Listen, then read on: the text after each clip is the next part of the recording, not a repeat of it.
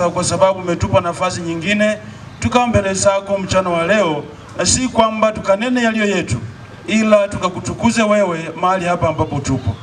Mfalme, na kukaribisha mahali hapa ya kwamba nimesimama katika huu mji. Wacha asubuhi ya leo ukawa Mungu wangu, ukanipe kile kipali kitakachohitajika, ule utukufu nitakaohitaji kuwa nao, ili kwamba nikatende na mapenzi yako mahali hapa Bwana. Nikubali madhabahu yako matakatifu yakaweze kusimamishwa mahali hapa siku ya leo kwa ajili ya ujumbe ambao unaenda kunena mahali hapa, na kwa ajili ya ukombozi wa mioyo ya watakatifu na waja wako walioko mahali hapa. Asante kwa wapendwa watakaosikia ujumbe huu, kawape nafasi katika mioyo yao, ili kwamba ujumbe huu ukawe ni wao, na watakapotoka mahali pa Waisraeli wakawe na ujumbe ambao wataenda nao katika mijini mwao, na ikawe hazina yao ya utukufu na utakatifu katika maisha yao ya baadaye. Bariki mmoja mmoja wa Israeli, bariki na wale walio njiani, na kabariki na wenyeji wa mji huu. Nateka nyara mipaka ya boma hili lote na nyumba hii ambayo imesimamiwa. Kuna mateka ya ibilisi na misukumo ya giza yote. Hiyo yote nateka nyara sasa, na kunyamazisha nguvu za giza zote katika jina la Yesu Kristo. Baba, njoo katika huu mji pamoja nasi tunapoanza kwa ajili ya ujumbe wa siku ya leo, ukaa pamoja nami.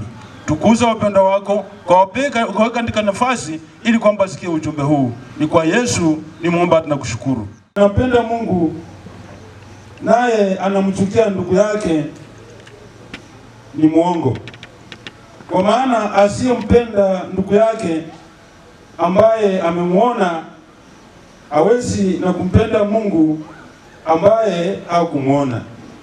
Na amri hii tumepewa na yeye, ya kwamba yeye ampendaye Mungu ampende na ndugu yake.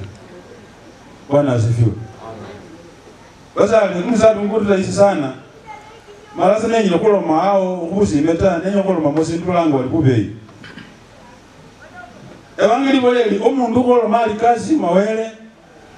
Malakakili wakusi mawanda eni abonanga ko. Noma nandi evangeli kino meli abo musalo yokubeyi. Kafana katika basari.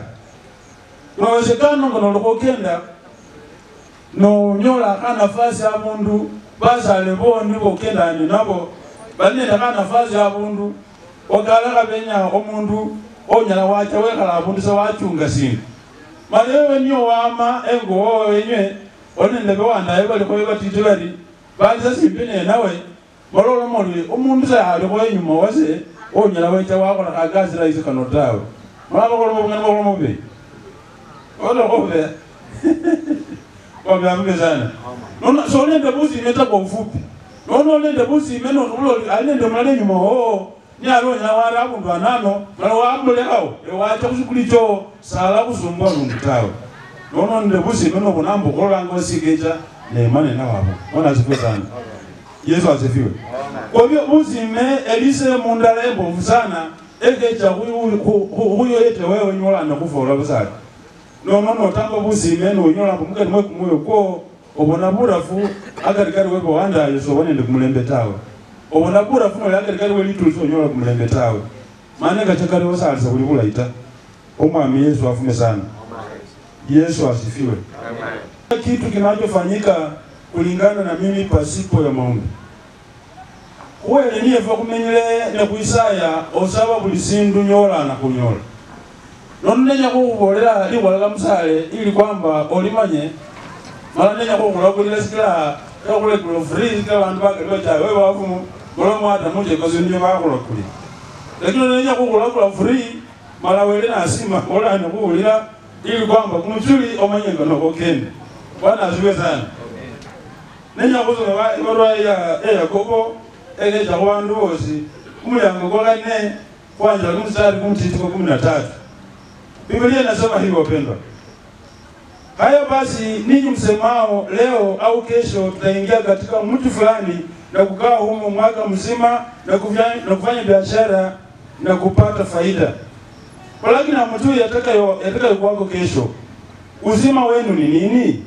Maana ninyi ni mvuke uonekanao kwa kitambo kisha utoweka. Badala ya kusema Bwana akipenda tutakuwa hai na kufanya hivi au hivi. Lakini sasa mwajisifu katika majivuno yenu. Kujisifu kote kwa namna hii ni kubaya. Bwana asifiwe.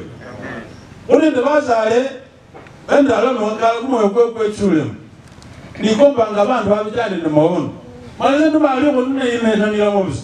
Omuntu zakolanga ko sindu sila ina ngazi kona babunduta. Uwezi anza peke yako kufanya kitu kizuri ambacho hautawahi kukiona mahali. Hata nguo nzuri watu uona wengine wamenunua, ya kama sasa kwenda kununua hiyo nguo. Sawa na mahali hapa tuko, nyumba ambayo imejengwa hapa ni nzuri. Nani anasema si nzuri? Paka itakutia wasiwasi na upate moyo pia kusema hata na mimi nikipata pesa nitajenga nyumba kama hiyo.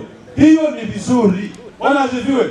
Lakini shida ni kwamba uanze kusema sasa waje nitoke nyumbani kwetu nikaende niishi Chwele ama Bungoma ama Kisumu nikafanye biashara nipate pesa mingi sana nikuje nijenge nyumba kubwa kuliko hii. Huyu hata hajafanya kitu hapa. Hiyo upendwa, Biblia inasema kujisifu huku kote ni kwa nini? Hiyo si maombi sasa. Hawezi pata. Biblia inasema unajisifu sasa. Huo mstari umesoma vizuri sana. Ya kwamba lakini sasa majisifu kwa namna, lakini sasa majisifu katika majivuno yenu. Kujisifu kote kwa namna hii ni kubaya. Basi yeye ajuaye kutenda mema wala hayatendi, kwake huyo ni dhambi. Kwa sababu hiyo mpendwa, nimesema kila mtu mimi ninataka anawiri na mipango yake ikawe mizuri. Ninataka ya kwamba matamanio yako yote ukaweza kuyafikia. Lakini shida ni kwamba siku ya maombi wewe uomba vibaya, uomba ukiwa umekasirika, uomba ukiwa una malengo ya kumdhalilisha mwenzako. Ndio sababu hauwezi pata. Biblia inasema ya kwamba wewe badala ya kuomba wewe unajivuna. Kwa majivuno hayo Biblia inasema si mazuri.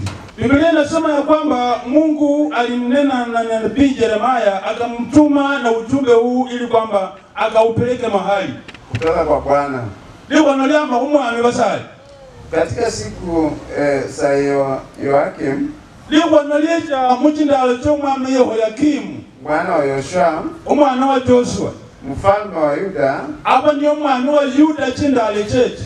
Kusema hivi, na alomo mariari enenda nyumbani kwa Warekabi. Mimi narolele Warekabi, narolele ba Muzomi, narolele ba Tazama, narolele ba Liuli, narolele ba Muyonga, narolele ba Lako, narolele ba Chemwele, narolele ba Kolati, narolele ba Temulani. Ndiye kuruma Yeremia hoche obaboleli walino.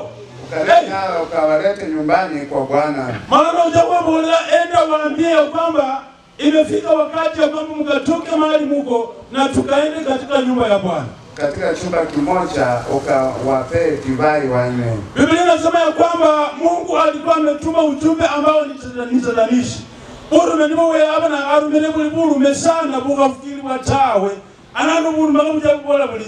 Chobole le ba Kerabi, chobole le ba Muzomi, chobole ba Liuli, chobole le ekoloyo anamye nandura we ekoloyo. Malobo bololi chobole le mukanisa malobo welise enda ibanywe. Basi nikamtoa Yaasania, mala evangeli bole baje Yaasania mwana wa Yeremia, umwana wa Yeremia, mwana wa Habasinia, umwana wa Habasinia, na ndugu zake nende bawandai na wanae wote, abje bana biwe bosi na nyumba yote ya Warekabi. Evangeli bole ni baje entu yose yekole yeyo babale ndikumulwa mala bukulenya kana baruremo mala batisha kanisa. Nikawaleta ndani ya nyumba ya Bwana, ndani ya chumba cha wana wa Hanani. Biblia inasema baada ya bazali bano mukanisa malababa biza mukanisa baba ina murumu ndala wa ya special ili kwamba bawudumi. Mwana wa Iktaria, mtu wa Mungu, kilichokuwa karibu na chumba cha wakuu. Enji yeyo erumu yaba simbine de enje ba bongo niyo begali ya simbi. Nacho kilikuwa juu ya chumba cha Maesea. Male Eric norikeze misali kino erumu ino yaba unga akize basi tawe. Ebole ni abere unga erumu ye base. Mwana wa Shorumu bawabu. Abele umwana wa Shorumu mwene lyo chunganga enji yozi norori.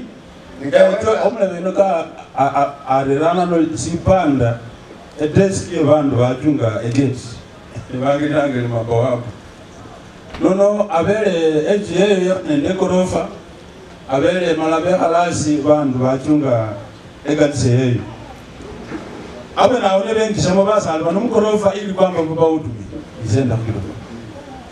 Nikaweka makaburi yaliyojaa divai na vikombe mbele ya wana wa nyumba ya Warekabi. Biblia inasema mabakuli yakapangwa na ikajazwa na divai ya kwamba Warekabi wakaanza kukunywa. Nikawaambia nyweni divai.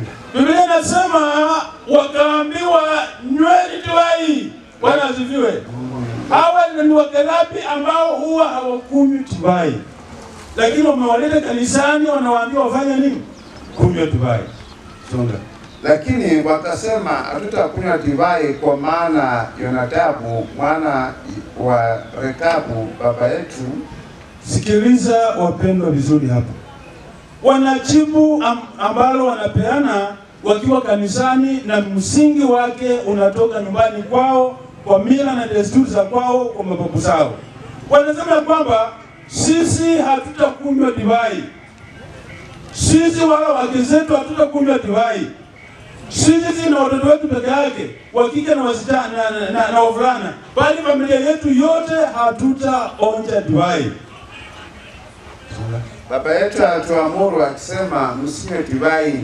Wakerapi wanasema baba wawe kwa bolerali ne kamumenya musibala muno mukakola muri mwanyu abo enda litawe. Wametu wame sana. Amen. Yesu asifiwe. Amen. Pamusopo wala balikuka wefamu bolerali ifefe tawe. Basi ifo wala balikuza bejule esefuza bali esefuta. Bako mame tuange ngokuba tsabalia ngokota. Mali bali na uzabali. Bako mobali muno. Bako mobali mo. Mwameza avume. Nazo bina ndisomine ndemo kayo bakunika kamaro. Abane bakati lengo kosa bala kuimandata. Kende balire balokalabi. Bako mobali muno. Mwameza avume. Amen. Bako mabe tubengoko. Base vube tubesefu balatawe. Malano bale meza babu yeye bora balikuka bebe bakalo bakume bano mala babu ikibizango za kutira watawe. Wakisema wanajenga nyumba nzuri wanaambiwa watakufa. Wakisema wanapanda mboga au ni walekevu wa wapanda. Wako tuna mila ambayo imewashika. Siku ya leo nataka kushukuru ndugu yetu Sami ya kwamba umechukua nafasi nzuri sana. Inawezekana kama hili mshamba ile wenyewe wewe umefika mahali hapa ukaanza kuishi. Lakini huu kutaka kujua wale ambao walikuwa wanaishi hapa walikuwa wanaishi vipi. Pengine walikuwa wanahofia, wanaogopa ya kwamba wakiisha hapa watamalizwa, lakini wewe hukujali. Biblia inasema ya kwamba jenga nyumba nzuri. Yesu asifiwe. Na ukae huko. Watu wako na pesa lakini wakienda kwa hoteli anazunguka hoteli akiona mtu ameitisha. Mimi nimetembea kidogo na sitaki kuongea. Sitaki kuongea mahali nimeenda kwa sababu itaonekana ni kutesefu. Yesu asifiwe. Amen. Shida ni nini? Anaogopa kukufa. Bwana asifiwe sana. Amen. Anaogopa. Anataka kukula kwa sababu wewe umeota. Yeye bado na pesa lakini kulala ni shida. Huwezi jua analala wapi. Huwezi jua anaishi vipi. Kwa hiyo hapo na pesa lakini nyumba ambayo amejenga unafikiria hapo katika safari na hama. Yes. Naongea ukweli, mtu ako na pesa lakini nyumba ambayo ako nayo nyumbani unafikiria kesho hayuko mahali pale. Ukimuuliza kwa utaratibu useme mpango wako ni upi? Unajiona wapi miaka 10 ijayo? Nakwambia mimi miaka 10 ijayo nitakuwa tu hapa.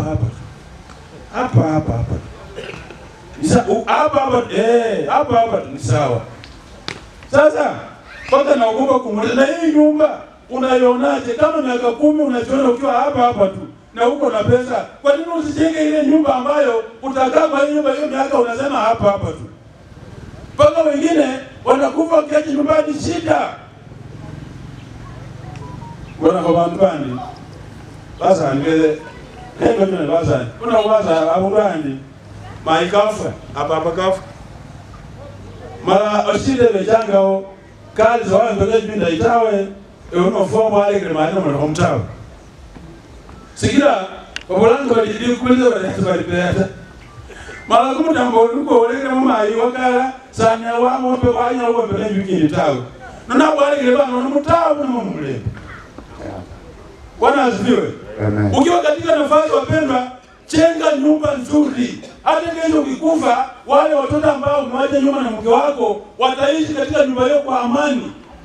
Bwana asifiwe. Amen. Kwa hiyo nyumba kama hii, wenyewe tunataka uishi mahali hapa. Mimi sisemi watakufa kesho. Hata ukiwauliza wako na nyumba yenyewe inaitwa permanent. Kwa hiyo ukiwa na mpango wa kujenga nyumba kama hii, mtu akikwambia ni kesho utakufa, hiyo ni X. Kwa hivyo tunaomba kwamba maisha mahali hapa yakawa maisha marefu. Amen. Kama tulikuwa na desturi na mila katika mashamba haya, Mungu ndakuno sani kwa bando kwa kolosi. Sikile wewe kumanye. Yokoloyo Mungu ndakuno. Kwa kolosi. Mungu ndakuno kwa watu kuika. Nenya koloma mukali wasaya. Kumwima Mungu ndakuno kwa watu kuika.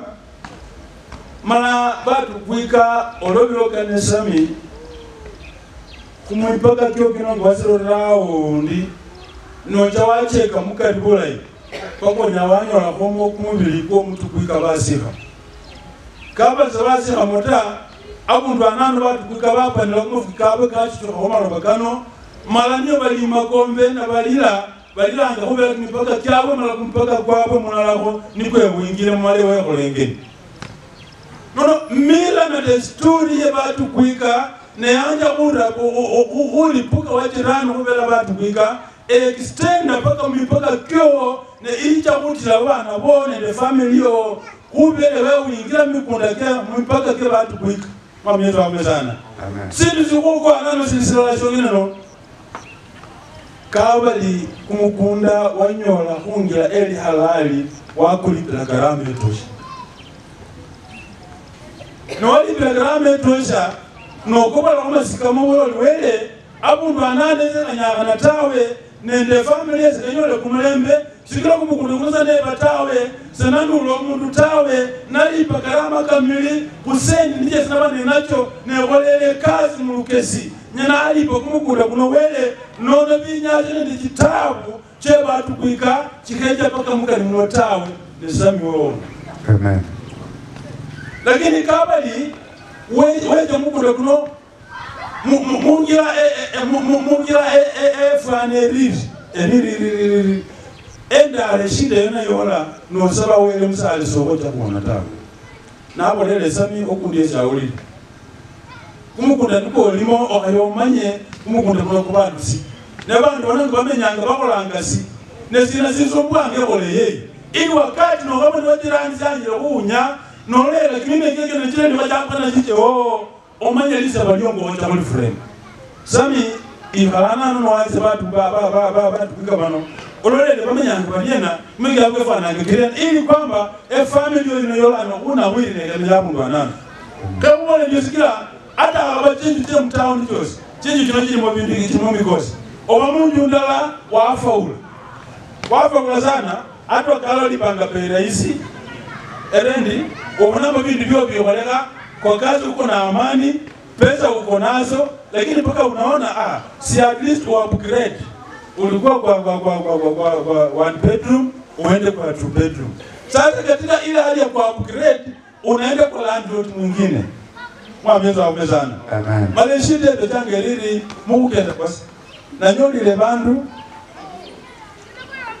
bakaliba chega sichingali landlord omsakulu anombeka anasomesa babana wale sabu zebyasara mala wombeka plot yao de babafu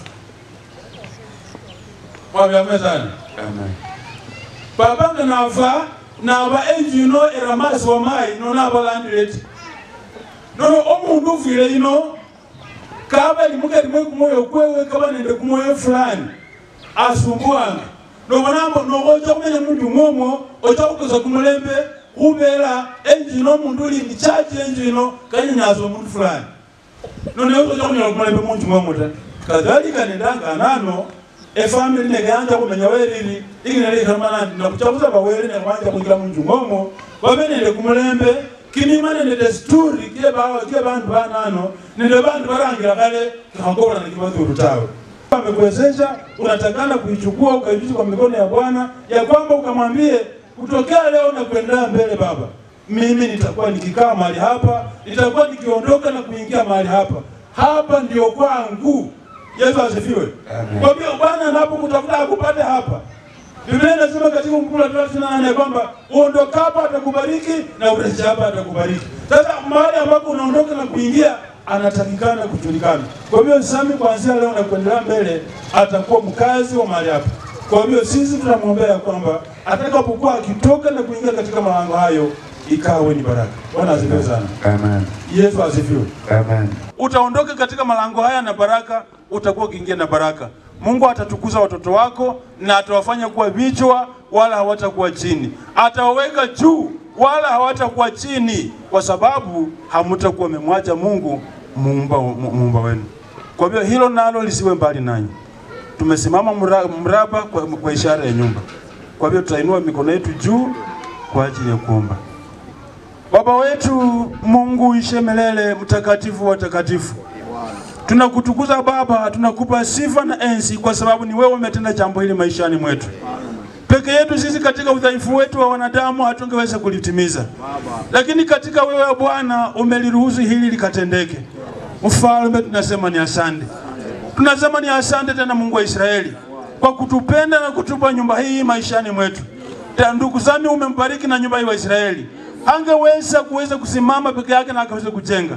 Lakini ni wewe uliyewezesha ujenzi huu ukaweza kutimilika kupita kwa mikono yake.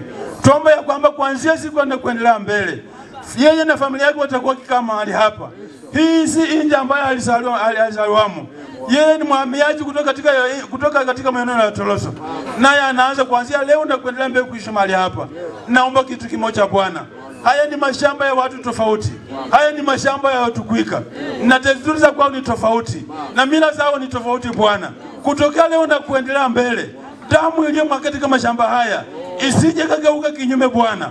Ikainuka katika familia hii, ikaleta maafa, ikaleta taabu, ikaleta mateso, ikaleta masumbufu, ikaleta madhaifu, ikaleta laana. Tunaikataa na kuiamuru kwa damu ya Yesu Kristo ikaweze kuhama inapoelekea kuzimu katika jina la Yesu Kristo. Na nena baraka na kuinuliwa Bwana. Wabariki waingia hapo Bwana. Wabariki na waingia waondoka hapo. Bariki mashamba yao Bwana. Ukabariki na kapu zao za unga. Sisije zikapunguka. Kuna wageni walioingia katika huu mji. Hawa ni kwa ajili ya furaha na upendo walio nao pamoja na ndugu yetu. Tuomba ya kwamba watakapoenda kama mahali hapa, ukawape tumaini jipya. Ukawape amani Mungu wangu. Ukawape nguvu wa Israeli. Na ukawape furaha ili kwamba wanapoenda kama mahali hapa, kila mmoja akawa mchangamufu. Na wakati watakapoondoka mahali hapa, kila mmoja akirejea mahali alikotoka. Mungu wa Israeli akaa katika upendo utaka kudhihirisha wewe. Tunapoenda kufungua nyumba Bwana, ukaa pamoja na sisi. Kawape amani katika nyumba ile. Kawape utulivu katika nyumba ile. Kawape utajiri katika nyumba ile. Na ukaweze kuwapa afya njema. Wakaishi kwa ajili ya msaada wako. Si usiku na mchana wa Israeli. Usije ukapungukia. Wako na watoto wao wakabarikiwe. Wako na wazazi watakao kuja kuwaona wakabarikiwe. Majirani wote watakao kuwa wakitembelewa wakaone baraka yao. Kwa sababu wewe ni Mungu utakaotukuza. Asante mtakatifu. Barikiwa na ukaweze kuabudiwa. Kwa kuwa peke yako ni Mungu. Kwa Yesu tunakushukuru. Amen. Ni furaha. Ni furaha wapendwa. Haingewezekana kama si wewe. Yes. Ni kwa neema yako Bwana. Ni kwa neema yako Baba. Ni kwa neema. Hatujaweza kuitenga hiyo. Tupe nafasi. Tupe amani Baba. Tunapoanza kuishi katika nyumba hii, kuanzia leo na hata wa milele. Tumetoka mbali. Hakika tumetoka mbali. Ainuliwe juu. Ni furaha wapendwa. Ni furaha.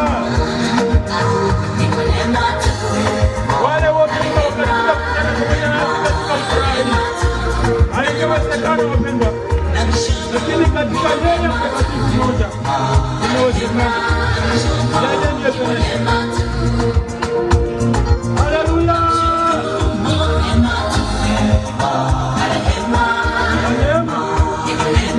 Ni furaha hakika.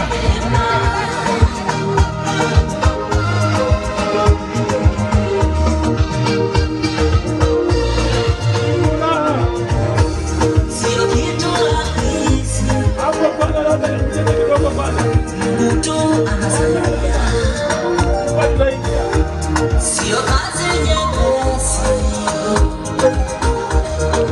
mtu anasaidia. Sikutegemea,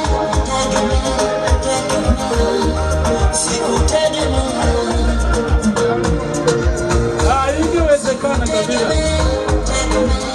Asante kwa waminifu wenu. Asante kwa umoja wenu. Kwa sababu ya upendo mliona wengewezekana. Kwa neema. Haleluya. Kwa neema. Amen. Kwa neema. Kwa neema. Oh, haleluya.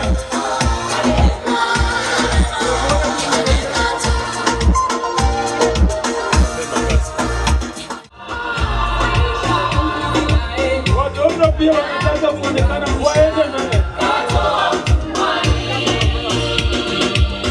Hakika ni furaha iliyo ya kipekee kwa ndugu Sami na familia. Wanasema asante Mungu kwa hatua, Kwa sababu Mungu ni mwema, imewezekana leo. Katika nyumba yake tunapomwambia, naombea baraka, maisha mema, afya nzuri. Kwa sababu inawezekana. Kwa hivyo atawaandama. Hata uzimba. wacha tuwe tayari na kigelegele. Wapi yule mama alikuja ni kwa ajili ya kigelegele. Niongeze sauti, niongeze sauti, niongeze sauti. Niongeze sauti ya kigelegele tena. Wapi makofi?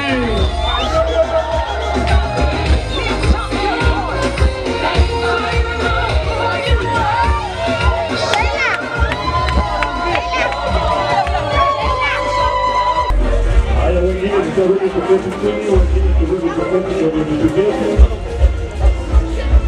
Nije ishika kidogo, shika sauti kidogo wakati maombi yanaendelea kule ndani. Tuomba turudi kwenye vita. Baba, ewe Mungu wa rehema, mtakatifu, mtakatifu wa takatifu.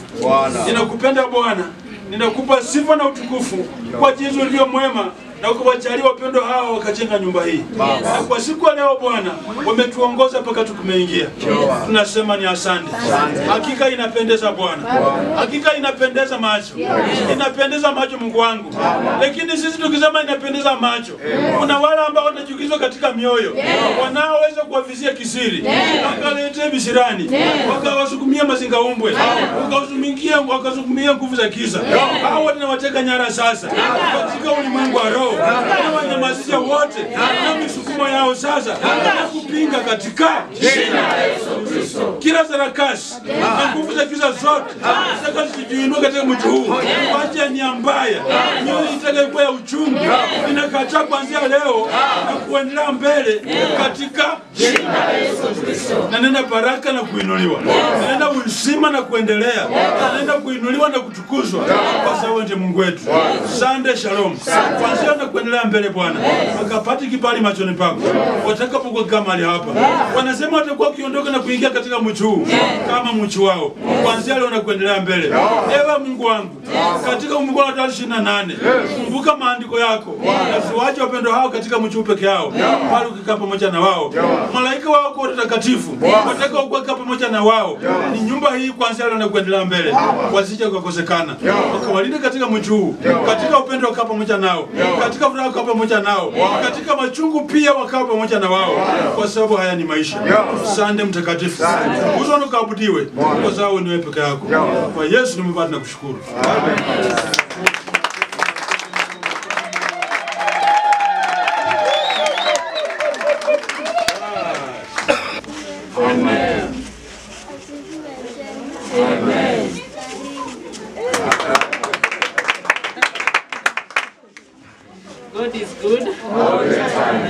time. Kwangu ni furaha sababu Mungu alipenda hii siku iwe vile ilivyo. Hakika asubuhi kulianza na mvua na ilikuwa mvua ya baraka. Hata nyinyi mnaona kabisa ilikuwa mvua ya baraka. Tulikuja kitambo tumekaa huku but hakuna siku mvua ilikuwa imenyesha. But leo mvua ilinyesha. Sasa ilikuwa mvua ya baraka kabisa, na pia mimi nafurahia kwa kufika kwenyu. Nafurahia kwa nyinyi kuja kukaa na sisi tunaposherehekea kufungua hii mahali petu papya. Yenyewe Mungu ametenda na ametenda maajabu ambayo sisi kama binadamu hatuwezi yaeleza. Hii nyumba wakati tunafungua hivi mlango tunawakaribisha sana. Mimi huwa mtu wa watu na nawakaribisha sana sana sana. Majirani, marafiki, kanisa na wako nawakaribisha sana. Mungu atupe afya njema na neema na tulinde sisi wote ili tuweze kusherehekea siku nyingi zijazo kwa pamoja. Mbarikiwe sana. Mimi naitwa Purity ama Mama Ethan, Mrs. Sami Kibaba. Karibuni sana.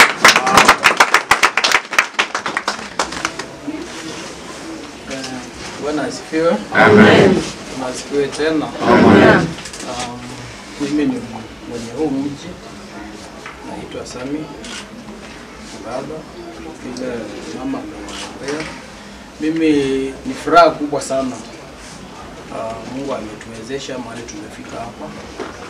Na tuliona vyema kwanza tumshukuru Mungu na nyinyi wote. Ndio tukasema tutaingia hapa na tukae kama hatujamshukuru Mungu na tuweze kukaribisha watu ili kuendelea mbele, muwe mnakuja tunashirikiana sisi wote. Chakula hapa ni kwa wingi. Kiko Mungu ametubariki, chakula tuko nacho. Kwa hivyo jirani, jamii tumekaribishwa sana. Vile mke wangu amesema ni mtu wa watu.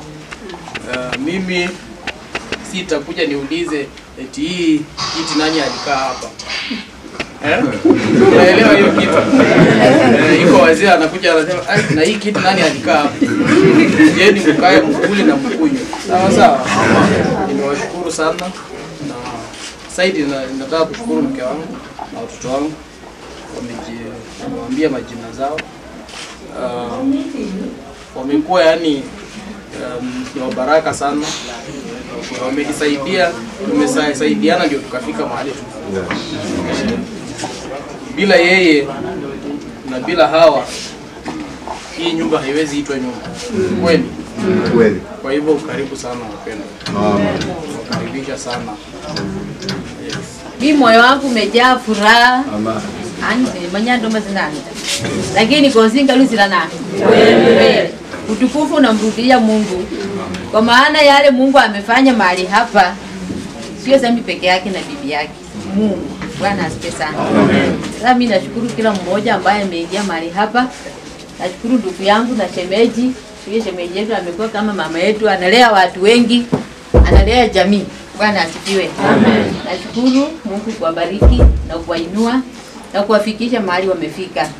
Wacha neema ya Mungu na kibali cha Mungu kiwe juu ya maisha yao pamoja na watoto wao. Wanapoendelea wanawiri zaidi.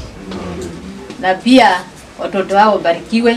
Mungu awajalie neema ya hekima na maarifa. Bwana asifiwe sana. Amen. Mungu anawabariki. Mimi naitwa Karen Mungwana, ni mchungaji. Niko na mzee, sijui amesimamia wapi. Mlamwa alikuwa kama mama yetu. Amelinda wengi wamekula katika mikono yake. Na hii nyumba niko na uhakika kwamba vile ndugu amesema umekaribishwa. Sisi tunakaa na yeye Nairobi na anakaa na watu wengi. Na sijaona wakilalamika wameenda kama hawajashiba. Tunakula chakula inabaki. Kwa hiyo my sister ameongea kama mama yetu. Kama anakeranga na keranga mai. Mnaelewa sisi mama aliondokea, lakini sasa huyu sister yangu na sister mwingine wamekuwa katika hiyo pengo, katika hata kutuimiza maneno ya Ukristo, kazi ambayo mama alikuwa anapenda kufanya. Kwa hiyo nashukuru sana Sam. Kwa hiyo baraka Mungu amemfikisha hapo. Sote tuseme amen. Amen. Na tuseme amen kutoka ndani ya roho zetu. Na tukaribishwe hapa vile ndugu amesema. Chakula nimeona kimeandaliwa. Mimi nawakaribisha. Mkule, mshibe nani Bwana? Mimi ni nani Bwana? Mimi ni nani Bwana? Umenitendea makuu, umenitendea makuu, umenitendea makuu.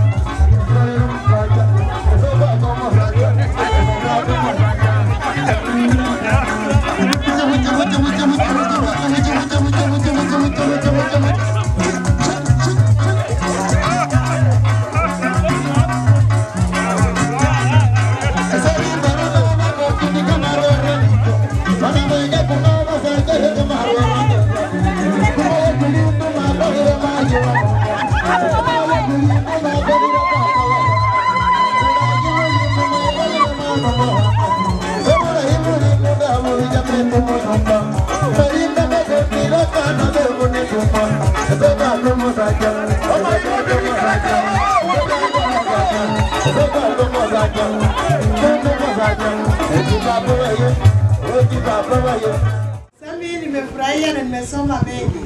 Na hii maneno nimesoma nitapeleka huko. Wewe uko na roho safi, unapenda kula na watu. Na wewe uko na heshima. Na uko na marafiki wengi. Na hivyo mimi nafurahia, endelea kuwa na hiyo moyo na Mungu akubariki sana. Kwa hiyo machache, acha Mungu wa amani awabariki. Msifu Yesu Kristo. Daima na milele, amina. Daima na milele. Msifu Yesu Kristo. Naitwa Zakayo Sudimi. Mimi ni deputy wa madam. Nimefurahia nataka kuwaombea mwe na furaha kwa hiyo nyumba. Asante. Na wasalimu wote katika jina la Yesu. Bwana Yesu asifiwe. Asifiwe Mwokozi. Amen. Mbona naona ni kama watu wa huko hawana furaha. Sangala ho bakini, sangala ho bakini, sangala bakini, sangala bakini, sangala bakini. Unajua mimi huwa mtu wa furaha. So nikiona watu wanakaa hivi na shangaa. Bwana Yesu asifiwe. Amen. God is good. And all the time. God is good and that is wow. Kwa majina naitwa dada Jane Aisi. Zaidi ya yote nimeokoka. Kristo ni mwokozi wa maisha yangu na ninafurahia kukaa chini ya uwepo wake. Ninafuraha kufika mahali hapa kwa mji wa Sam pamoja na Purity. Langu ni kusema congratulations for the good work. I'm happy, I'm humbled and I'm impressed. Na ninasema hivi, may God bless you with long life and a peaceful life and a quality life katika maisha yenu. Wakati Sama alikutana na Purity wakijuana, I was the first person Purity introduced Sam to me. Na nikaweka tick. Na leo niko na confirmation my tick was not wrong. Kwa hivyo Mungu awabariki, awatende mema. Ninawapenda tu sana, sana sana. Mbarikiwe. Wasakwa yangu, wageni wote ambao wamealikwa kwa mji huu. Bwana Yesu asifiwe. Bwana apewe sifa. Hakika mimi kwangu ni furaha. Ukiwa na mtoto ama wakati waliimba hapa mama ndiye anajua uchungu wa mtoto. Ukiwa na mtoto na unaona wewe mtoto aanze kutembea, aendelee, so unafurahi. Lakini ukizaa mtoto alafu akae chini, huko kwetu walanga yako alikara, anakaa tu chini aendelee. Unafurahi kweli? Mimi nataka kusema hivi. Hawa watoto wangu Purity and Sam nawapenda. Na vile unawaona hivi wanajua mimi ni nani. Wazazi mwenye mko hapa, kuwa na sheria, kuwa na nini? Purity anajua mimi ni nani na hata mtoto wangu Sam anajua mimi ni nani. Mara nyingi mimi hata huwasaidia msichana wa kazi. Akileta fujo, mimi nafutia yeye kwa kazi na mwambia toka kwa nyumba ya watoto wangu. Mimi ndio nilikupeleka na tena nasema toka huko. Kwa hivyo hawa watoto wenye mko hapa, nasema hivi, ukitii mzazi na ukishika maagizo ya mzazi, hakuna siku utaenda wrong na hakuna siku maisha itakuwa ngumu. Hawa watoto wangu tangu waanze nyumba, mimi wakati Sam alikuja Purity kwangu nimwambia huko kwa Bukusu kimila yao tunaishi nao huku, mimi naona kama ni ngumu, sitakupatia msichana yangu. Alienda kwa huyu msichana, huyu ni dada yangu ambaye ananifuata. Alienda kwake akamwambia mama anasema hivi. Msichana akanipigia simu akaniambia dada yangu kubali. Nikakubali na nikawaambia tumekuwa tukienda nao hatua kwa hatua, advice yangu. Walikuwa wanaishi nyumba wananiambia tunahama hii nyumba ni kidogo, tunasonga kwa kubwa. Naambia mnahama kwa nyumba yenu, mnasonga kwa ingine yenu. Nataka mtafute pesa, mnunue plot, mjenge nyumba yenu saizi yenye mnataka. Sisi hatu kuwasomesha mupee watu wengine pesa nyingi. Hawa watoto walinunua plot, walijenga nyumba, wanaishi kwao. Na tena hapa wakati walipata wakaniambia tumepata mahali tunataka. Nafurahia mtoto wangu sana. Ni mtoto ambaye anatii mzazi, mtoto ambaye anasikia maagizo. Na ndio mnaona ako vile alivyo. Watoto ambao mko hapa wote, tii mama yenu, tii baba yenu. Biblia ishasema na mtabarikiwa. Mtoto Sam na Purity, si unajua vile nimekwambia? Shika maneno yote nimekwambia mtoto wangu. Nyumba yako hii vile inafanana mzuri hivi, utaishi maisha mazuri. Mungu awabariki, awaongezee. Umesikia baba Mungu amesema kwamba mufanyeko plus. Hata mimi yale amesema mama yangu aliambia mtu. Huyu ndio mzee wangu. Alienda kwetu mama yangu akamwambia, "Nyinyi ni marafiki yangu sana. Lakini kwa nyumba yenu sijasikia jina langu huko. Kama mmeona haka kasichana kenika nawapea maji, Kenya kama vaa nguo imefika hapa. Huyo ndio mtoto wangu wa mwisho. Ako University of Eldoret anaenda mwaka wa 3. Mama alimwambia, "Faje niko plus jina langu liwe kwa nyumba yangu." Na unaona mimi nilitii na niliweka plus na Regina yuko, hata tumuitie Regina. Anaitwa tu mama. Anaitwa hapa hata ukiita mama utaona akikuja. Hananga jina. Kwa hivyo mzee amesema plus. Na mimi nimeweka muhuri ni plus. Kwa hivyo nafurahia boma yenu. Nafurahia sana. Sisi ni wazazi na tumesema watoto tuwaambie nini? Ukweli. Tumesema hivyo. Kabisa. Watoto tuwaambie nini? Hiyo maneno mlikuwa mnasema ati buhwe watoto tuwaambie ukweli. Kwa hivyo Purity Plus baba mkwe amesema. Nikimalizia Purity ulinde mzee yako. Baba ya Purity huyu ako na miaka nyingi. Aliretire 11 years ago. Mnamuona anakaa retired teacher kweli? Bado anafanya kazi. Hiyo ni kazi yangu. Purity wewe ukishindwa kazi, shauri yako, lakini mimi nimekufunza kila kitu. Asante, Mungu awabariki sana. Wageni ambaye mmefika hapa sema sana. Basakwa, urio kuomba umwana omulai. Ni kwaira. Asante. Nimeona Maragoli hapa tunisaidia kuimba wimbo fulani. Leta kila hoba. Basi. Leta. Wanaimba hivi kimaragoli. Mlembe mlembe mlembe moyo gusangalanga. Mlembe mlembe mlembe kuzo minumwaki. Wakulugiano wadishano na wele nubuyanzi mnyoyo yetu. Hakuna Maragoli pande. Sasa wepo wepo kama na baba. Kuna rafiki mbele kwa. Anasema niongeze jina ambalo anajua lakini hapa sijaongeza kwa sababu ya muda. Hamjamboni tena. Mimi kwangu tu ni furaha kuu kwa wote ambao mmefika hapa kuja kushuhudia maendeleo ya watoto wangu. Bwana Yesu asifiwe. Nimefurahi kweli kweli ndio kwa sababu nimeimba wimbo huo. Huo ni wimbo wa Kimaragoli wa zamani kabisa. Nataka kusema hivi. Shukrani kubwa iende kwa watoto hawa. Jinsi wamejinyima wakaenda kufikia pale. Sio mchezo. Na mimi nataka kusema hivi, waendelee kupanuka zaidi. Mungu azidi kuwaongoza zaidi katika shughuli zao ambazo wanafanya. Wanatii sisi na sisi tunawapenda zaidi.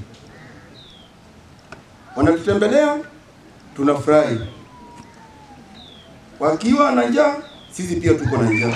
Tukishiba, pia sisi tumeshiba. Mzee, asante sana. Asante sana. Nyinyi muendelee kulinda watoto wenu. Mna watoto wenu wa nyuma. Sama na watoto wao wa nyuma. Pia tuna watoto wenu wa nyuma. Mzidi kuwashughulikia vile mnazidi kuwashughulikia hivyo. Na sisi wazazi tunafurahi sana. Muendelee kusikizana nao. Msije mkakosana. Na nyinyi pia muwe na heshima katika maisha yenu. Na Mungu awabariki wote. Na mimi nilisema jina kweli? Sikusema jina. Mimi naitwa Joseph Kiada Maragoli. Na huyu ni ndugu yangu. Nafikiri atasema mwenyewe. Asante. Na nafikiri ningekuwa mtu wa kwanza kuzungumza na nikaanza kufanya introduction. Wasisi wa Maragoli. Samu nikuulize swali moja. Sawa. Nataka nikuulize. Huyu mama umeoa amekwambia ni wa ukoo gani?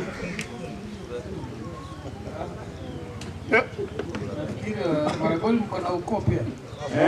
Maragoli Porosi. Porosi haimbola hata papa.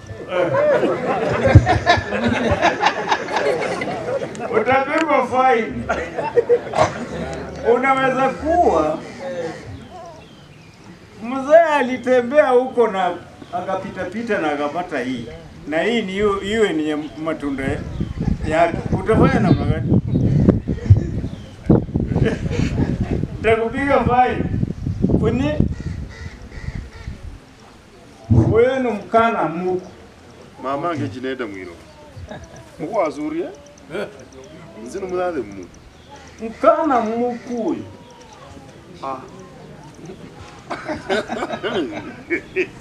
Yule tuama nani? Congratulations. Kwa sababu kufanya jambo kama hili sio mchezo na sio nguvu zako wewe mwenyewe. Hizi ni nguvu za Mwenyezi Mungu. Nzeno Mungu na ikowe nende muya ituyo.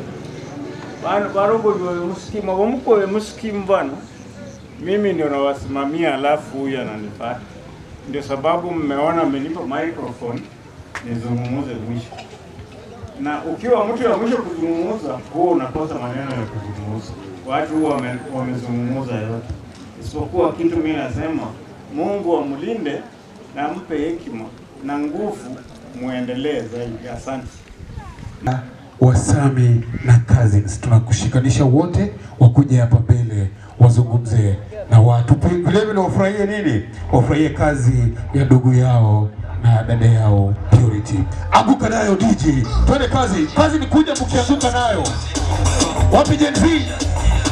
Kuja. Kuja. Kuja. Kuja. Shika DJ.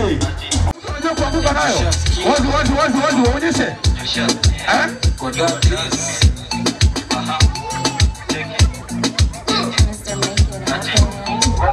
Tushasikia kikiingia ni kuplasi huko ngapa tunachopewa madam so anguka nawe tukiflow na vibe anguka nawe tuko single for now give that is better pa shika tushasikia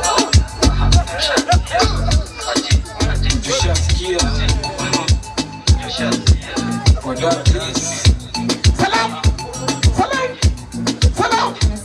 Oje salamu hawa. Shika DJ, shika msengenge. Amen. Kwa majina naitwa Janet Kachila, kazi Tusami. In your Purity, thank you. I told you I will come and I'm here. I'm happy.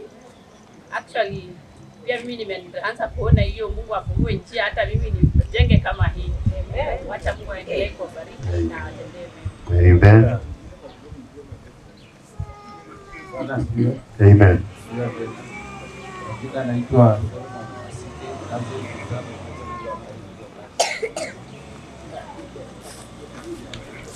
Bwana Yesu asifiwe. Amen. Asifiwe tena. Amen. Kwa majina ni Robinson Kibaba, mtoto wa David Kibaba, cousin to Sami. Praise God. Praise God. Amen. Kwa majina ni Philip, brother to Sami. God bless you.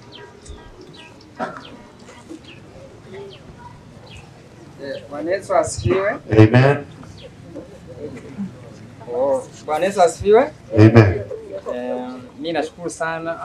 Sima uyeruka sana. Nese ilikuwa kama kalitawe. Sasa vile wandasi chimba basi chawele.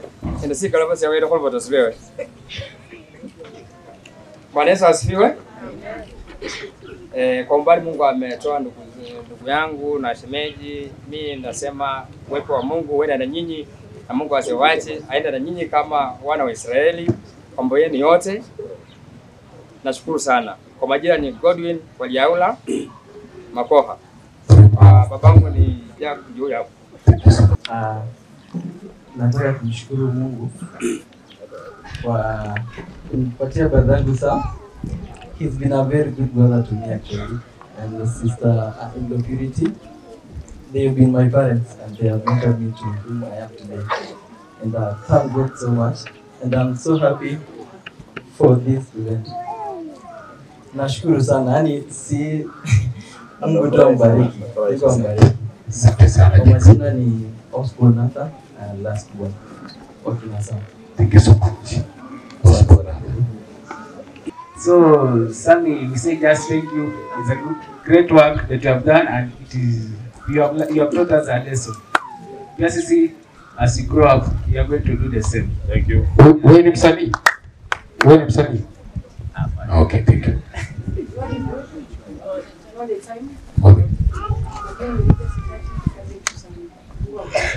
Asante sana. Bwana Yesu asifiwe. Asifiwe tena. Kwa majina naitwa Miriam Waliaula, sisi yake Sam ndio nakupata. Asante sana dada Miriam. Asante. Kimaliza unaweza keti. Bwana asifiwe. Kwa majina naitwa Martin Opicho. Kama kazini yangu upande wa shangazi yake. Asante. Asante sana kazi. Kama umezungumza unaweza keti. Kwa majina naitwa Tiberius Wafula Mnelo, mtoto wa Damaris Alaha Mnelo. Sami, kama congratulations very much and God continue blessing you abundantly. Asante sana. Mwabiyeza zeze kama sinani batengi shukuru. Zeze wanaewa sana. Bako kazi ndio yale ni mlamu. Abungu wale bako ikira biza ko wanaje kabinda ku ule kama kwa makaita. Yeye mwenye anaongea ni Bakokia Sam. Ndio siku moja, usiku moja. Hiyo huyu mwenye anakuja kuongea anaishi na Sam, ni mtoto wa Anko. Ndio mtoto wa baba. Yeye anaongea na mmoja. Sauti. Tumia microphone vizuri tafadhali. Bwana asifiwe. Kwa majina ni Buyanzi Joy. Nimefurahi sana kuwa hapa leo na kuona the great work of the Lord.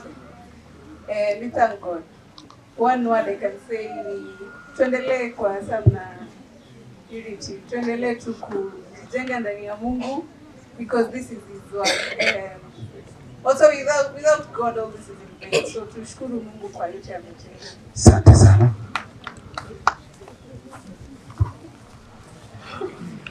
Bwana asifiwe. Asifiwe tena. Efanyo kumejine na Nairobi, kumejine ne Sami. Sami nende mama purity balinga basasi befu ba Nairobi. Muri sindu Sami. God bless you. Asante sana madam. Sababu wale kama sinata. Sebana ngabali ane tuwekeza mwana wa Peter Story. Asante. Bana kwa mama mlembe. Mlembe. Swa. Mlembe swa. Yeah. Mulibala. Basi esindi mwana nawe. Asante. Espia ngokufurahi ekazi ewandazi. Sasa mwene nangwa lea wajala. Akwese deleti denso ya. Sami mwana opa. Ndio okola. Wele kakwele sasa kama ni alala ni. Asante Luka madam. Bwana asifiwe. Listen, there are my mind. Sami Maikari.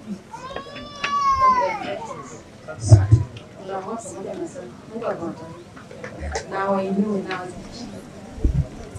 Asante sana madam. Amen.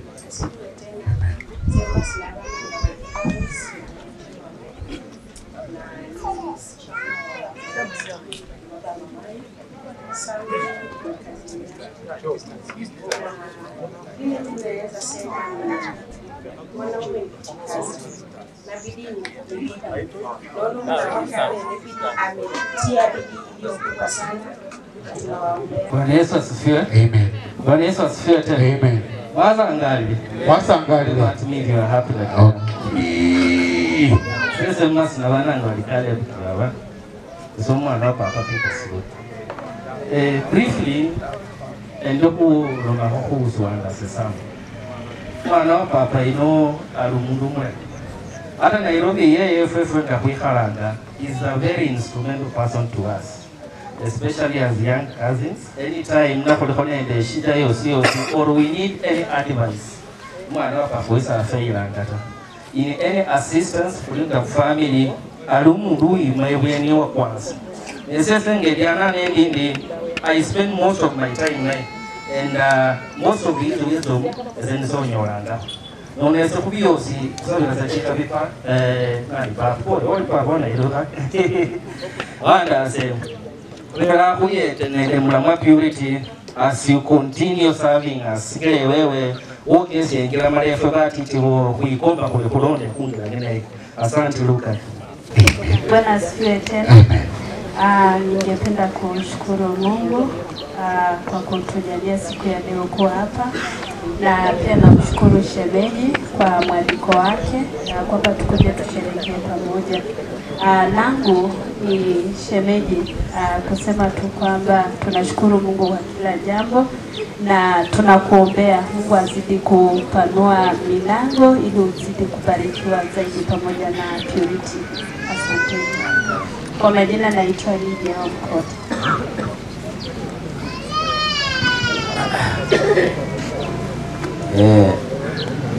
Wali utakatifu wimelelibuka yawandase sherehe Mungu mwanamke shirati mlembe mundu wakese koshe mlembe kwa samu nende mulamwa Purity. Asandi sese nenya kusima wele okwele bulamu oele bulishamala bulamu atravela kwa machindaka mbalimbali malapoicha kwaka na nenda lelo elinda lenda katifu kama kuli FMM yovile lukali. Asandi sese nenya kusima andase sami alone ni mulamwa Purity. Bandu bano kwisese babenga papa nema yo bakulele fwefwe bande lange sese ala nende ondas osebosi zenya kumzima samu yakalanga ne bantu waheje Nairobi hata wabona bantu bali Mungu masamu yawashtu skila alene bantu inarwa inengila bawo sikunyala na mikali bantu banese bantu yatawe ono wanda aswende kumoyo ko ala nende mulamwa ali mundu we bantu ali mundu ya ne bantu befwe anochila abundu osomanga kosinda bantu banese bara basumira kosinda bantu bano basimana balafu isibona kujana ano wala kurera busimu mundo wayota sonyala wakala wacha bundu ta bantu bano basimana basabira kuli baendele kumoyo koko kumoyo koko kuyeta na fwezi bwana asemana kujana kuyeta ne kusimane kuamba na kwakana nanga ubuti nyutawe kwakala na bidunga bino biri kuja kunywa na kusima omwana ala kuchimukaniza bantu befu ala mulinde ko ngeni kuheshimiwa ndio wale vyo zangu jana kule ile belu azali niam leo na brother tusam na ndio yaro mbele Nairobi akaambia kwa mamwezi lakini heshima ni moja kabisa damu ananiheshimu anaheshimu kila mtu hana maneno mengi so kila kitu sasa anajua so sasa kuna hiyo yale tutamwambia baadaye. Of course kama ni wageni ndio wanataniweza sana. Sasa baada ya mare. Okay. Zamu najua. Asante sana. Marafiki kutoka mbali na karibu, familia na wote ambao wamekuja hapa, mjambo. Bwana asifiwe. Hebu nipungie kama umeniona. Okay, asante. Mimi sitakuwa na mengi ya kuongea kwa sababu pengine wameshahitaja, lakini yale ambayo ningependa kusema ni kwamba nashukuru ndugu yangu, kazi yangu Sami na Maililo kwa hii kazi ambayo wamefanya. Kusema ukweli, Sami ni mtu mzuri. We are proud of you, my cousin. Akikuja kule kwa kijiji ni lazima anionekanie. Akikuja hapa Chwele ni lazima akuje aseme bana uko wapi na ananisalimia. So nikiona hii kazi tunashukuru sana Mungu. Tunashukuru kwa sababu Mungu ndiye anampea nguvu. Na tunamuombea hata asikome hapa, aendelee vivyo hivyo, afike kule juu. Kwa sababu mahali penye sasa tuko ukiangalia round, sisi tunashukuru Sami na tunajivunia kwa sababu yeye ndio yuko mahali hapa na yeye ndio tunategemea. Kusema kweli sitaki kuongea mambo mengi. Sami ni mtu mzuri, Mungu hawezi kumbariki katika kila jambo ambalo anatenda, kila kitu ambacho anatenda. Asante sana ndugu yangu. Kwa ufupi tafadhali, kuna wageni ambao wanarudi safari za mbali. Wageni wa Sami na Purity launch the house na wasalimia hamjambo. Hatujambo. Na nina furaha my cousin Job ameniuliza nisema a few things. Anaendelea kusema a few things to Sami and Purity. Kwanza tunataka kusema the house looks really awesome, si ndio? Kabisa. Ilinda hii. Kabisa. Enjoy the wonders of house. Zene cheo utawala. Now can I enjoy that? Lakini labda ile yake bro. So we are very happy for Purity and Sami. Now one thing Sami I think Flo amesema hapa wote mnajua brother Sami ako very generous. Na kulanga bantu which is because of their generosity and purity. Unajua normal rumhasuma la halakimia au hazia halakimia nomesi. Mukazakila bangi leo rumhazia halakimia. Ninakuwa ni purity mara kulanga Mungu mnenge kwikala kuli. We thank God for them. Na mimi purity and Sami you may experience their goodness in many ways. I'm going to take less than a minute. Sami and purity in many ways. Just one instance, I think at the beginning of last year, to end up a purity and my wife, and then she was expectant. My wife and and we didn't know. That was my first child. And we had spent some time with Sami. Purity was not around. When Purity came in the afternoon, na huyu mbona amefura miguu hivi? Hizi kawaida. Akasema leta hii ya kupima pressure. Tumpime tuone hapo aje. Kumpima akasema pressure iko so high that if you don't do anything about it, anaweza pata miscarriage. Akamletea dawa mara hiyo, tukampea dawa na later on tukakuwa referred to Kenyatta Hospital. Hata Purity ndio organize tukapata daktari huko kwa private week. So I'm saying that to say that Purity and Sami ni watu wazuri, tumeona uzuri wao. Na nashukuru Mungu for the house that is here and all of you that have come. And there's a verse in Proverbs that says that blessed are those who refresh others, for they themselves shall be refreshed. Sani kweli? Asanteni sana. Asante. Sene halo matano msafu wangi. Alitegewe ni neno. Nosima ni alikatina sababu awewe bandu mumanye bandu mtambusania alikwasa. Kaisa sababu kuna asante sana mkwasi wetu wako hapo, nasema asante sana. Baada dakika moja tafadhali. Sawa.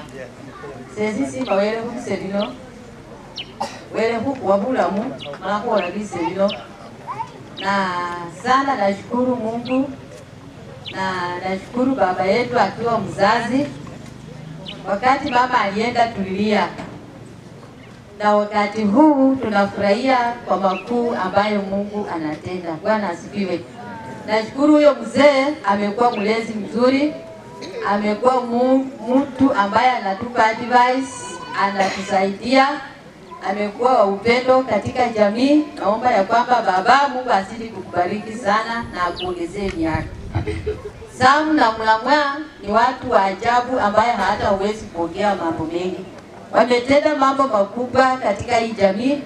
Wamekuwa wazazi wetu, mimi binafsi. Wamekuwa wazazi, wamelea watoto wengine huko nyuma pamoja na watoto wetu. Wako mahali hapa, tunashukuru Mlamwa pamoja na Sam. Shida ikipatikana huku, hao ndio wanakuanga karibu. Si ati yoku na usahau Mungu karibu katika jamii, ni wote ni wa upendo. Na kama jamii naomba tuendelee kushikana pamoja na ukoo na watu wengine na Mungu atatubariki. Naomba baraka juu yenu, Mungu awape kibali na neema ya Mungu iwatoshe na awazidishie mema na awaongezee miaka na awainue. Asante sana madam.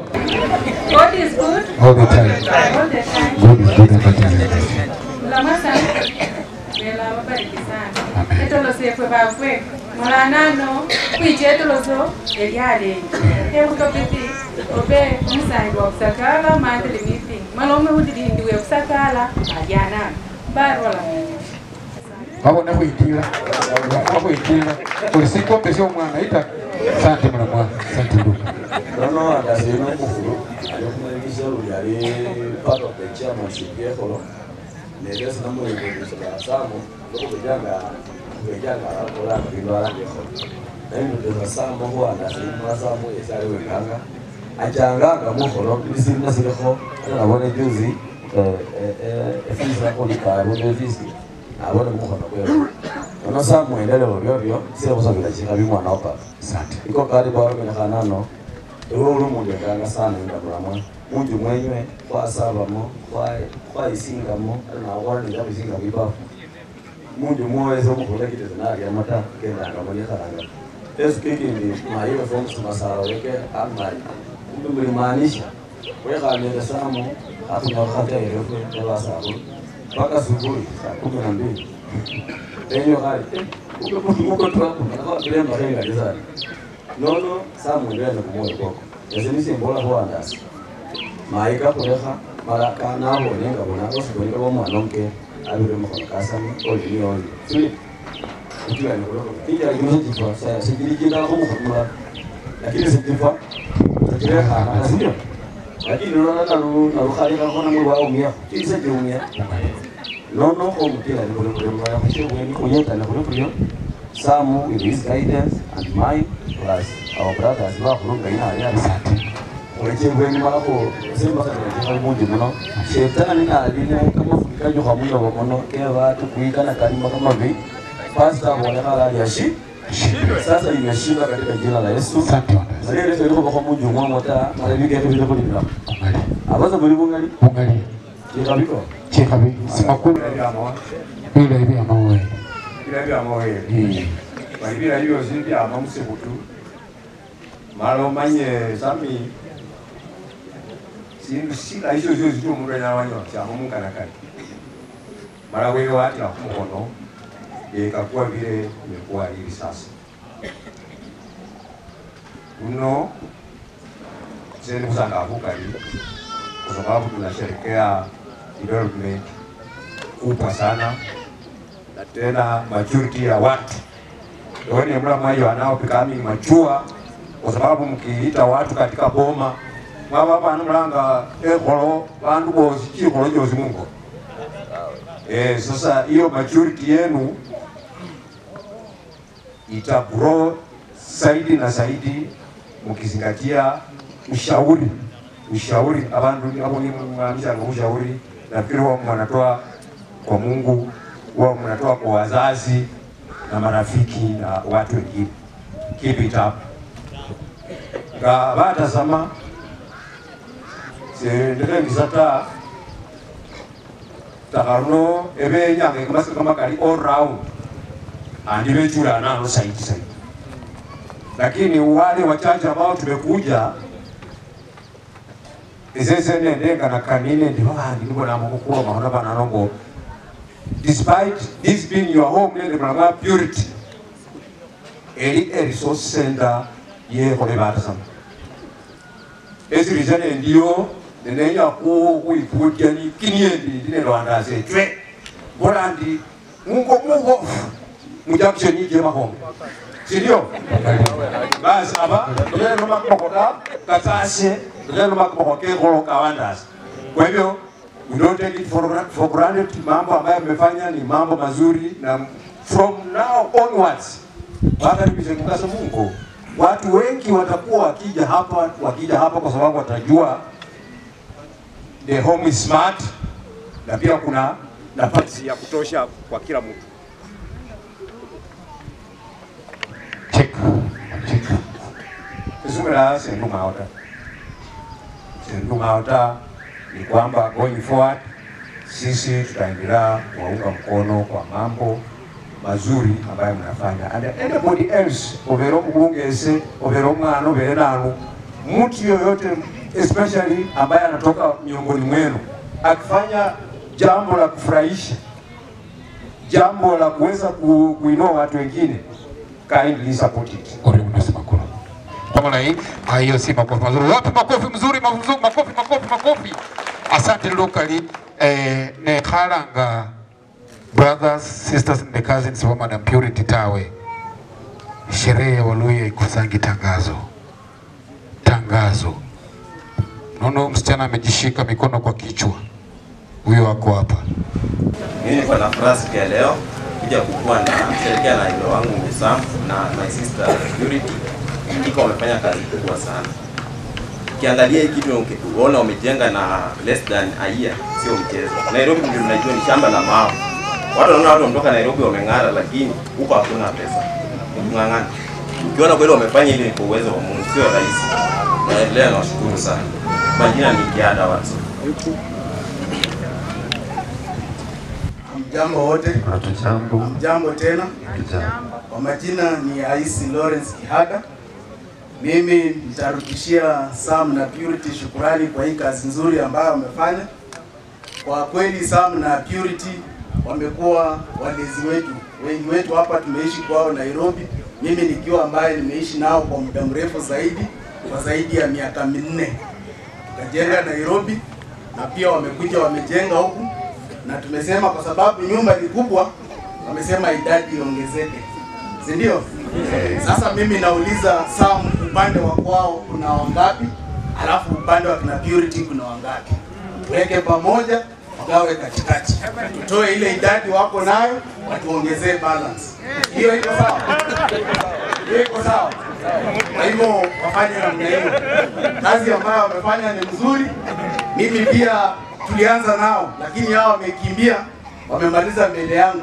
Sasa kwa hivyo mimi naendelea kuwaomba pia nao wanishike mkono, mimi tumalize upande wangu pia, ili wakati tumekuwa huku huu mwaka kesho tukue upande mwingine. Pia timu kutoka huku ikuje huko. Ndio? Alafu tukiendelea kumalizia, kule watu wa huko wameniambia tuseme one term.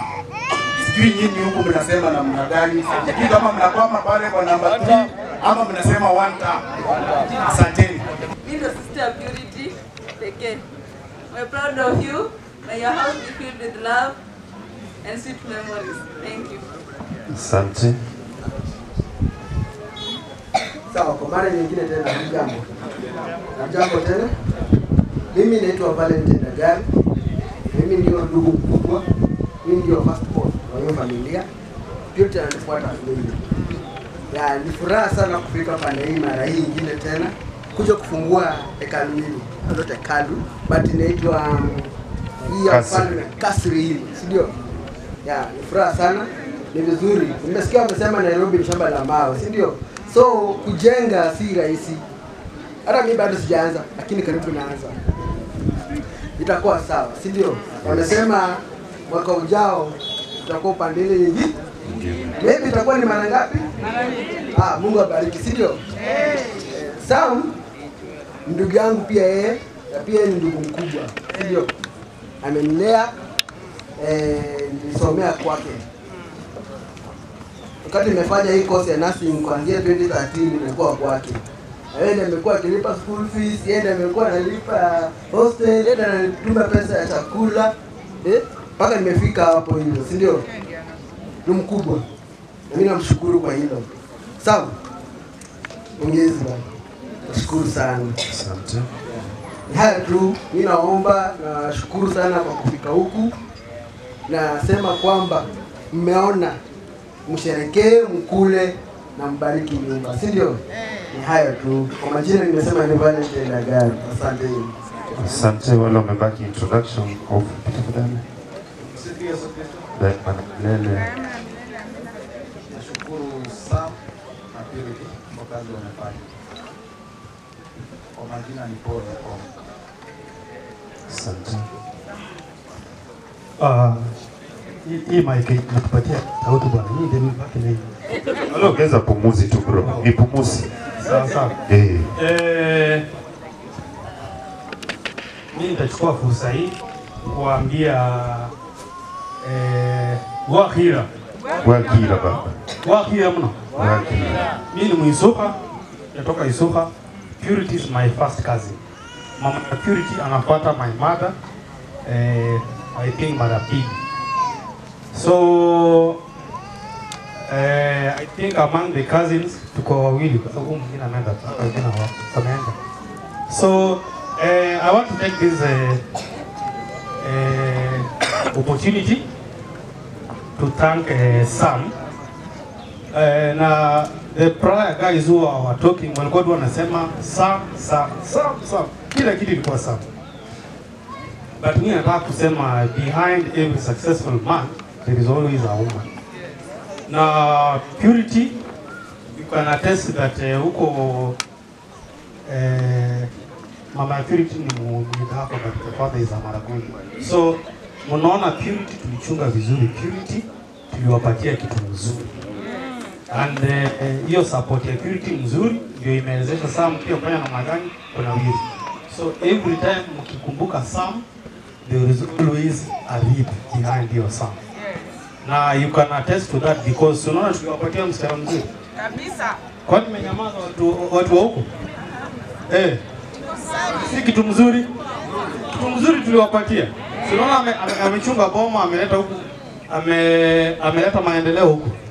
Yeah, so kwa hivyo si tunasema ni asante Sam na effort zako, lakini kuna mahali pamoja sasa naona mnaanguka. Hii nyumba ni kubwa sana. I think iko na more than 5 rooms. Nikiwahesabu hapa naona mko watu 4. Wewe, Purity, Ethan na Christian. Hii nyumba inahitaji joto. There is no way mnaweza kuwa tuna nyumba kubwa hivi alafu ni echo. The only thing unasikia tu ni kijiko inaanguka tu kwa. That's the only thing. So hii nyumba inahitaji joto. Na there is no way nyinyi wawili mtaifanya ikuwe warm. Hii nyumba inahitaji watoto ndio wanafanyanga nyumba inakuwa jovial. Nasikia amepasua kioko, amepasua TV huko, mnagombana. That is the warmth of the house. So mimi ile kitu nataka kusema, next time nikirudi hapa, mimi siwezi rudi hapa mkinialika tena mkiniambia tunafungua jikoni, ng'ombe inaweza kuja uone. The next time nataka kuja hapa, nataka kusikia kuna plus, ndio inaweza nifanya kuja hapa peke yake. Amen. So Sam, mtihani kwako. Tuangusha mimi nitasema tu no, umetuangusha. As I finish, I want to say that mnaona sisi ndio tunaachia Purity chakula mingi. So unaona sisi wote Purity is our small sister. So unaona tulikuwa tunamwachia chakula mingi. So unaona nakaa vizuri. So muendelee kumchunga vivyo hivyo abaki, so that every time tukikuja hapa tunapata boma iko na furaha na watoto wamejaza kwa hiyo. Kwa majina naitwa Dr. Titus Lubobi. I work with the Nairobi County Amalgamation of Colleges. We were in Nairobi. Purity huyu mnamwona. Maragoni oye. Oye. Mungu mhano mulai. Bwana asifiwe. Amen. Tulikuwa kwa Purity na Sami. Purity anaamka saa 10 ya usiku anatupikia. Si kama wanawake wengine wanakuwa na kazi wanasema mfanyikazi apike. Mama, Mungu akubariki sana. Mungu akuinue. Sami, asante sana, umetuletea mke mzuri ambao jina lako litaendelea kuinuliwa. Bwana asifiwe. Asante. Thank you. Thank you, thank you. Afuma. Sasi Papa Sami and my one Purity. Sami, nobona omusejo omulayi akola maendeleo namakola zintu zilayi enyuma wewe ana bibi vizuri. Nona niyo Purity mwendelele moyo kone Papa Sami malawela endelee kukubariki. Asante. Apanwe mpaka Kenya kyozi pama ine Papa. Thank you. Bebalamu nikula wenye wosi tulame. Asante. Asante. Bwana asifiwe. Amen. Nami pia nataka kuchukua nafasi kushukuru Mungu kwanza kwa nafasi ambayo ametupatia kuja kusherehekea ushindi wa watoto wetu. Bwana asifiwe. Nataka kumwambia Sami na Purity kwamba hawa ni marafiki zetu, ni marafiki zangu. Acha nirudishe chini. Nimewajua toka 2019, Purity nimejua 2018 na anajua mahali tukijuana, na tangu hapo unaona Purity ni msichana mzuri amefanya. That's why we see what we are seeing. Kwa hivyo nataka kusema ni asante, Mungu aendelee kuwabariki, na kuna kitu kimeongelewa hapa sana, sauti ziongezeke kwa hiyo nyumba. I support. Asante. Bwana awabariki. Asante. Mama ikutorra nano. Kemba yetu. Bwana Yesu asifiwe. Amen. Tufanye hivi. Bwana Yesu asifiwe. Mimi naitwa Mildred. Mimi ni auntie yao. Bwana asifiwe. Amen. I'm a high school teacher. I had to travel overnight and make sure I am here.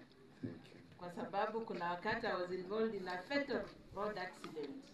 Huyu msichana alinilea for a whole month in her house. Bwana Yesu asifiwe. And by the way, I am the best couple to them. Wanajua what I mean by that. Bwana Yesu asifiwe. Otherwise, congratulations. I am humbled. I had to be here. Whatever cost. God bless you.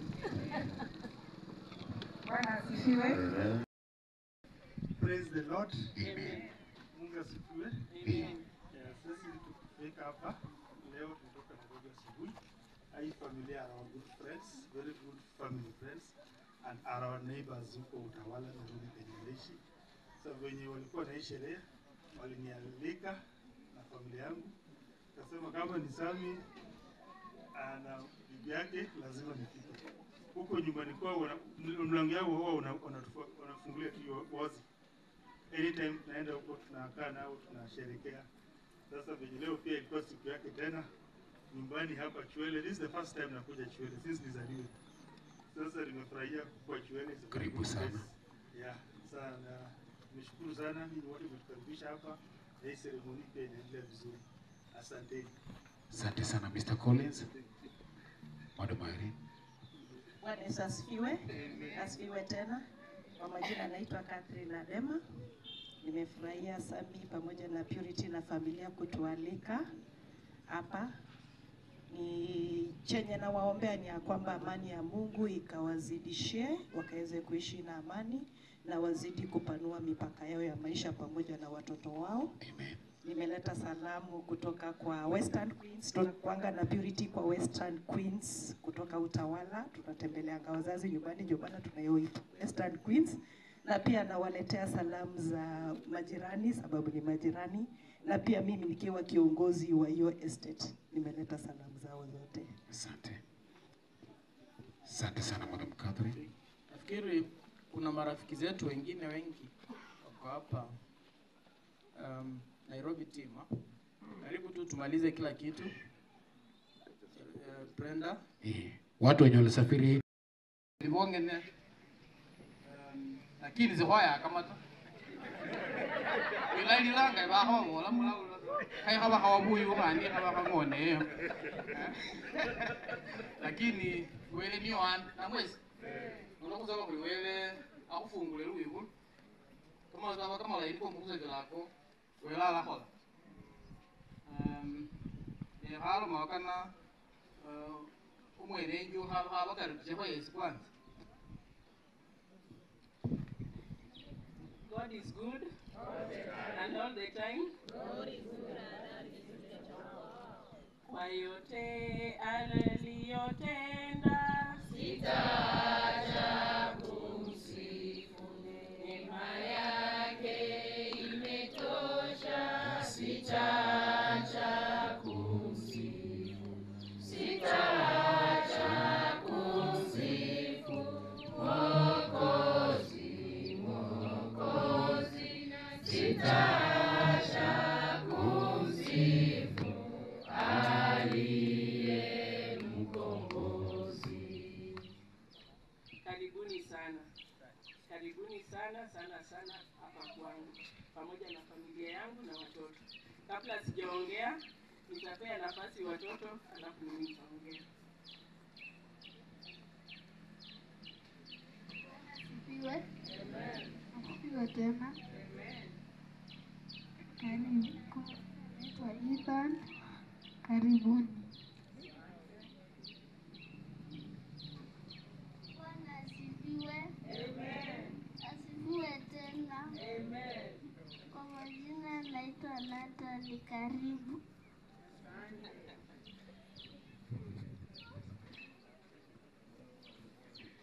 Wageni wote, wazazi wetu, marafiki, ndugu zetu, dada, jamii na wageni wengine wote waliotoka sehemu mbalimbali, na wasalimu katika jina la Yesu. Hamjambo? Hamjambo tena. Mimi unfortunately nimekaa huko hapa 10 years, lakini hata hiyo kibukusu ndio nimeshindwa hata kusikia kutamka, lakini nasikia. Siku moja nitakaa tu hapa na niongee ile completely. Sawa? Sasa kwanza karibuni sana sana. Mungu alipanga hii siku iwe jinsi ilivyo. Na leo asubuhi nilipotushtuka kwa usingizi nilipata kunanyesha sana. Hata nikasema yeye alikuwa ako deep asleep, nikamta sikia mvua, sikia mvua. Yeah, it was raining.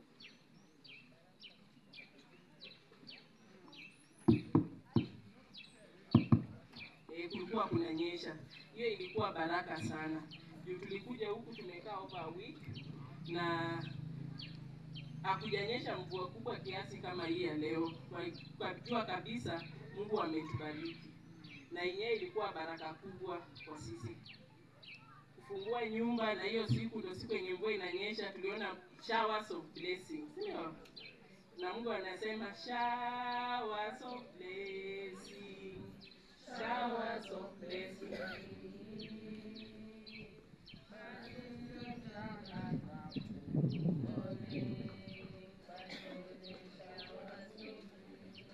Si ni kweli? Yes. Mimi nasema kwanza nimefurahia. Nilikuja tulianza kaa na Sami 2014. Unaona? At least it's almost 11 years is when God has blessed us with our own home. Sio ni mpango nzuri ya Mungu. It is now 11 years, a decade plus. Yeah? Mungu ametenda. Kwa wakati wake Mungu anafanyaje? Anatenda. Tulipokaa Nairobi last year, I think it was last year. Hata tulikuwa tunakuja nyumbani August. Tukisema tunakuja August for holiday. Then yeye hakuwa anataka kukuja. Tukakuwa tumepanga na brothers wangu, tukasema twende home, twende tusalimie mother 1 week alafu turudi. Alikuwa ameenda kazini. Akikuja jioni, ilikuwa jioni usiku kama 10. Akanishtua tu akaniambia twende nyumbani kesho sisi wote. Twende nyumbani sisi wote kesho asubuhi, na uangalie hata nataka tu niwapandishe nyinyi wote ndege. Twende asubuhi mapema nifike huko. That was last year. Tulipofika tukakaa kama 4 days. Akaniambia nimeenda hapo Chwele na nimeona ile plot yetu tuanze kujenga.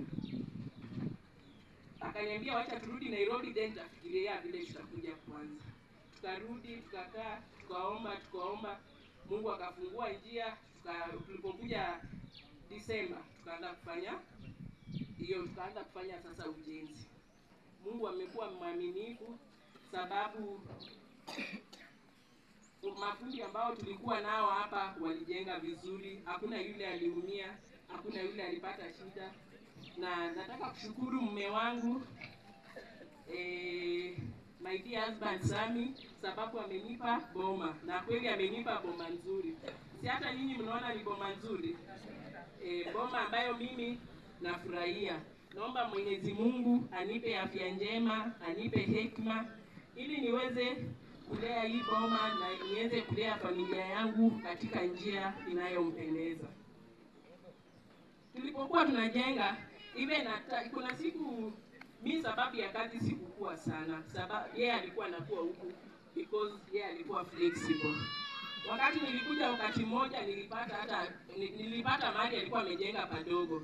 Nikamwambia hapa sifurahi, nataka hapa pakuwe pakubwa namna hii. Akaniambia mama, hii bado haijakufurahisha. Nikamwambia hapana, mimi bado hii sijatosheka nayo. Akalala tu siku yote akiniambia, hata hiyo maneno uliniambia jana bado nafikiria. Nikamwambia, nakwambia kama ujenzi inaendelea lazima tu utarekebisha. Na ukweli hiyo mahali alirekebisha, naona nyumba ikiwa sawa. Nataka kumshukuru sababu amenipa boma nzuri. Mimi nitakuwa nawakaribisha wageni, jamii, majirani, karibuni sana. Muliano kwa yange batasama majirani base ni mwezi na karibu. Sasa niyo balanga balisamiki baba mwene lukobalu ne ndoli lebula indi wele akwele kamani ombe renju malenju no ukengila busa fwengeneta ebyeshimenda yi kubakaribisha nano mwiche kulila alala ukine mala kunywe naweze kali. Asante Lukali basale na Lukali belesha wele heshima nende lili byali kali sikila ekasi ndiyo kole ino taka wele abele kanyelema nono omwami afume Lukali kumani kakuwele mala kuyeta kola niyo kola nano na ndi nenya kuwa heshima mukhaya wangali ano sikila taka niye enjwi mapilo mukazi kwe mai jano hoben mama na haicha bana base bosi baliano kila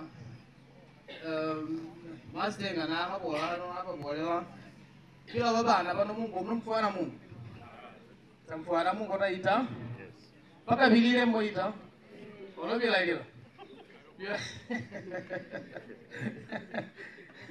ijambo gani Asifiwe tena. Mimi sina maneno mengi, lakini jambo langu la muhimu ni kushukuru Mungu, kwa maana dunia hii hata uishi wapi, hata uwe namna gani, lakini Mungu akikubariki amekubariki. Ama ni namna gani? Kwa hivyo tunategemea Mwenyezi Mungu. Hao watoto nimekaa kwao Nairobi karibu miezi fulani, na nilisoma kitu huko, niliwasoma wana kitu, kwa sababu kule Nairobi boma yao ni kama hii tu, lakini unaweza kaa siku moja wakeni wanaingia zaidi. Hata mimi siku moja nikaulia sana, hawa kweli unalisha namna gani? Kwa hivyo ni watu wa watu. Kitu chenye amefanya siku ya leo si ati anavyo, lakini ni moyo. Unajua kutoa ni moyo. Kwa hivyo nataka niendelee kuombea Mungu ajue vile anawalea, na nataka nimwambie Sam na msichana wangu wako wapi, nataka nimwambie tafadhali tu napoendelea hivi mfanye plus. Unajua plus, fanye jambo plus, fanye hesabu ya ama nimesema mbaya? Iko sawa. Kwa sababu usiogope. Pasako yangu Joseph na wote ambao umekuja nao, karibu. Karibu sana Wasako, karibu. Karibu Wasako. John mzungumze na watu wa Chwele. Karibu sana wazazi wa Madam Purity. Nakaribisha. Karibu sana. Karibu Bungoma. Jisikie. Any human being can wish to have. Maybe. Don't say the welajete ulende. Kinaweza? Asante. Asante. Na pia mimi kama MC I wish that hii keki iwe mwanzo wa keki zingine kwa hii boma. Sema amen. Haya, sasa tutengeleze ko. Nataka tuanze tuimbe tukiluya yetu, ndio? Haya, tutakuwa tunaimba kata. Msianze kukata kwanza, ngoja kwanza. Kata kata kata kata kata keki kata kata kata kata malaumbeho kata kata kata malakubofu kata kata kata marochake nenase kata keki kata. Haya, hiyo ni keki sio ugali. Watu wa Nairobi, hiyo ni keki sio ugali. Hiyo ni keki sio ugali, sio ugali. Hiyo ni keki sio ugali. Kata keki, kata keki, kata keki sio ugali. Hiyo ni keki sio ugali, sio ugali. Hiyo ni keki sio ugali. Kata keki, kata keki, kata keki. Aya, DJ, kama uko na wimbo wa kukata keki wawekee hawa wapenda nao wawili watukatie keki yao rasmi ya boma yao ya kwanza. Haya, wimbo ndo huo. Chukueni kisu Sami na watoto wako na mke wako, na kwa mahaba na kigelegele. Hiyo ni sauti ya kigelegele kwa Bwana. Niko kigelegele kizidi. Waambie maadui wasikie kigelegele. Waambie finally. Niko kigelegele kwa Bwana tunasikia. Congratulations my brother. Congratulations to Mama Pili. Thank you all. Unasema asante kwa Mungu. Mungu amefanya. DJ Bush. Some they call me Master, some call me His Majesty.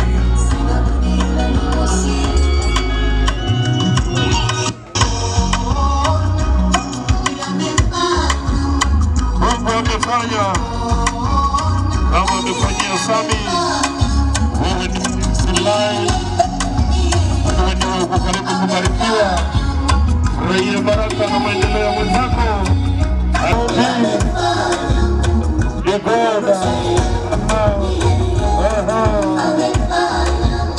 Mungu ametimiza. Asante.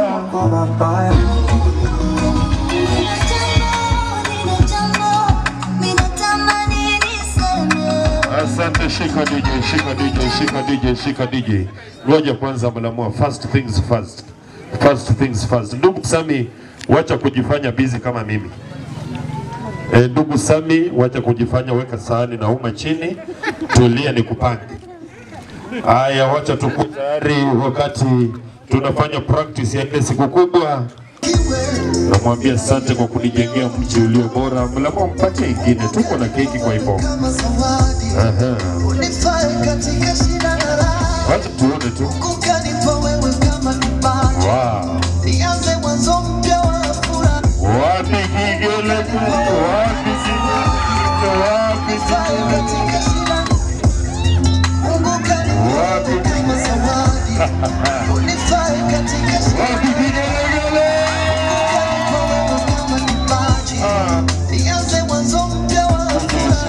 Shika DJ, shika. Ni ndio nizamu ya ndugu Sami kurudisha mkono. Maandiko yanasema mkono utao ndio mkono upokeao.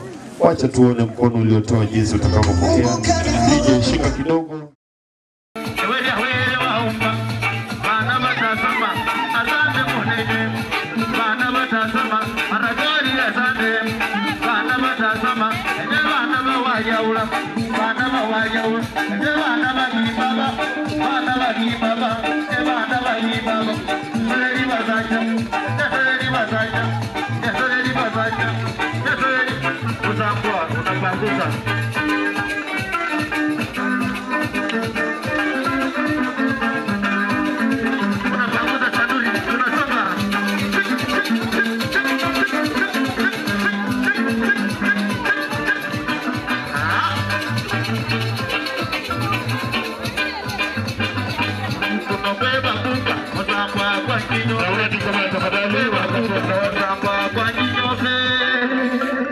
Asante, asante, nisiwafungie hivi.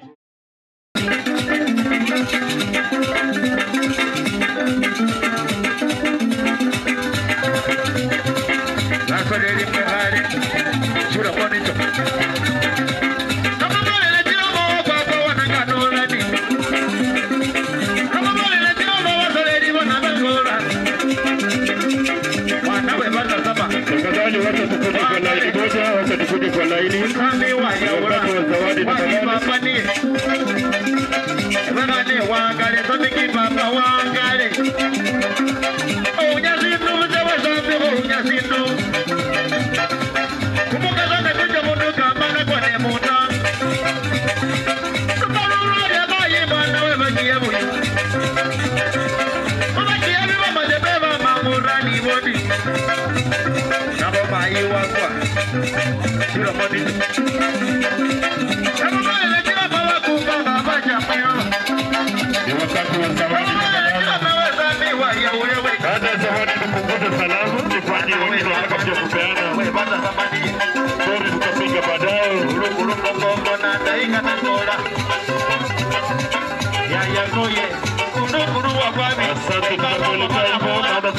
kipindi cha mwisho cha zawadi.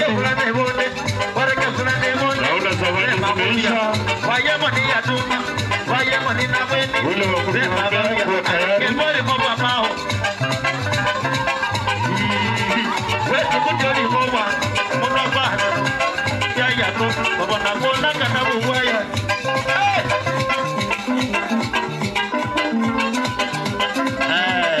Nambekele kwa Kennedy. Wale wa pesa na ugamba unaweza kupa kwa nani ujue abatoreri pamoja 7908 0721 ndatu wana moja 56 au uzingo kwa wane bata kama mliwahi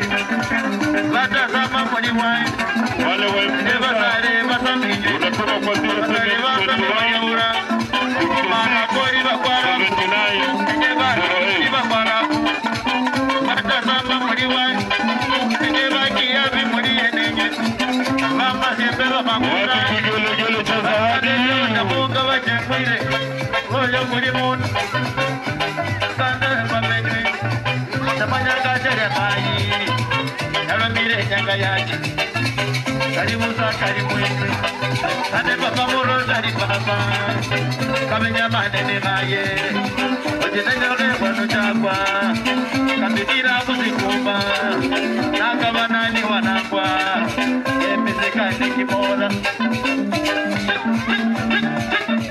Ni wakati wa zawadi, tafadhali tukufungie nje, manake tuko tunafika kipindi cha mwisho cha zawadi.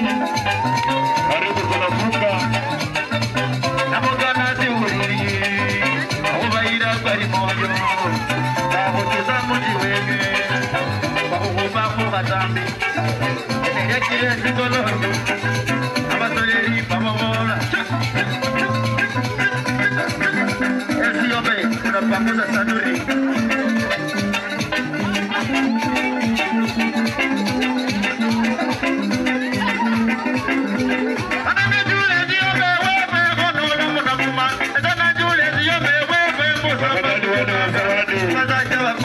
karibu tunatamatisha.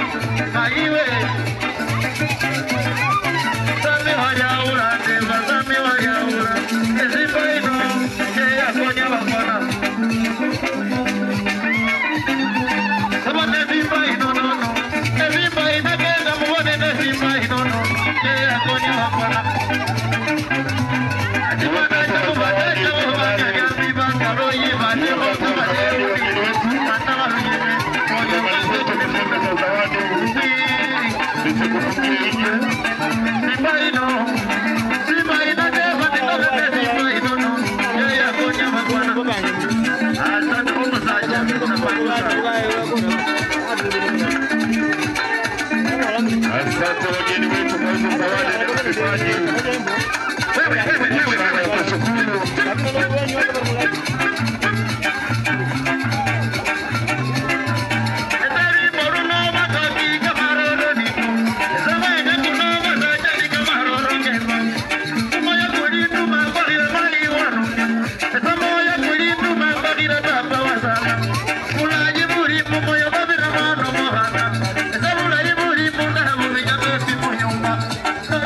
Kutila